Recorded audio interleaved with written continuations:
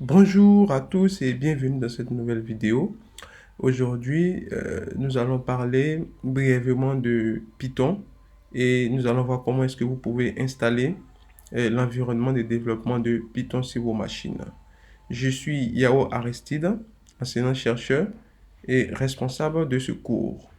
Python est un langage de programmation interprété qui vous permettra de réaliser des programmes. Si vous avez déjà écrit un programme en C, vous connaissez déjà le processus d'exécution de ce programme. D'abord, il faut écrire le programme. Ensuite, il faut le compiler. Et après, il faut le tester. Si le programme présente des erreurs, on va le réécrire, c'est-à-dire le modifier. Et ensuite, le récompiler, puis le tester. Et lorsqu'on on a besoin de réaliser un tout petit programme, cela ne pose pas de problème. Mais lorsqu'on doit réaliser un très grand programme, on a besoin de contrôler au fur et à mesure qu'on avance le comportement du programme que nous réalisons.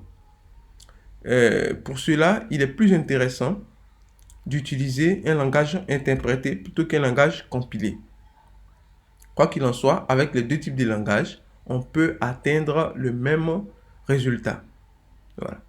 Mais ici, nous allons apprendre, en plus de ce que vous avez appris avec le langage C, qui est un langage compilé, à manipuler les langages interprétés avec Python. Donc ici, je vais vous montrer comment est-ce que vous allez télécharger l'environnement de développement Python et l'installer sur vos machines. Donc lorsque vous allez sur Google, vous tapez dans la barre de recherche, juste télécharger Python. Voilà. Vous ne mettez pas la version, vous ne mettez rien du tout. Vous allez voir ce lien qui va apparaître, www.python.org, download. Vous cliquez sur download Python.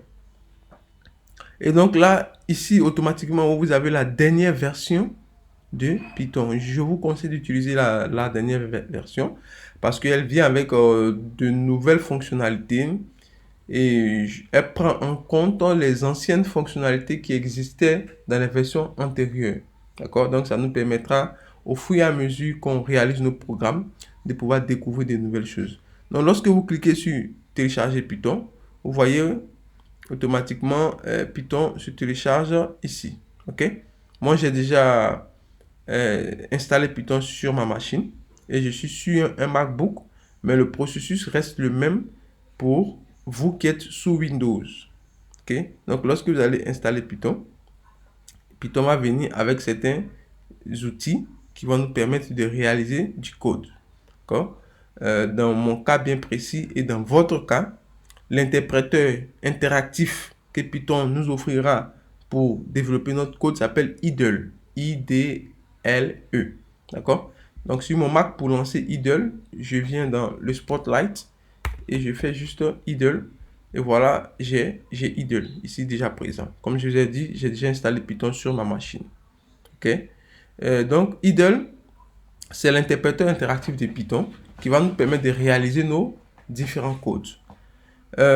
Lorsque vous ouvrez cet interpréteur interactif, vous avez les différentes informations sur la version de Python que nous avons et puis certains éléments d'entête qui ne sont pas très pertinents pour notre apprentissage. Tout ce qu'on doit retenir, c'est juste la version du langage. Alors, que signifie ce symbole-là? Ce symbole-là signifie que nous pouvons taper du code. D'accord? Et lorsque nous tapons ce code-là, en fonction de l'instruction que nous tapons, ce code-là sera interprété. D'accord? Et nous pourrons le voir à la suite de ce qu'on a. Par exemple, je vais faire l'addition de 1 plus 3. Vous voyez que ça donne le résultat 4. Et vous voyez ce résultat, il n'a pas de symbole derrière lui. Donc, chaque fois que vous allez devoir réaliser une instruction Python, d'accord, vous allez la réaliser là, sur la ligne, là où il y a ce symbole. Et à la suite, ça va afficher un output, c'est-à-dire une sortie écran, qui va nous donner des résultats. Et là, il n'y a pas le symbole. Et donc, ensuite, le symbole revient. Ça veut dire que nous pouvons encore réécrire le code Python. Alors, moi, je vais tout simplement afficher bonjour les amis. Bonjour les amis. Voilà, pour vous souhaiter la bienvenue à ce cours. Et lorsque je tape, automatiquement, vous avez vu que c'est interprété.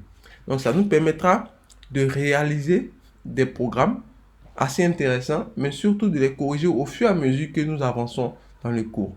Donc, je vous remercie d'avoir suivi cette petite capsule vidéo et je vous donne rendez-vous dans la prochaine pour que nous puissions travailler sur les concepts appris lors de la première leçon. Merci.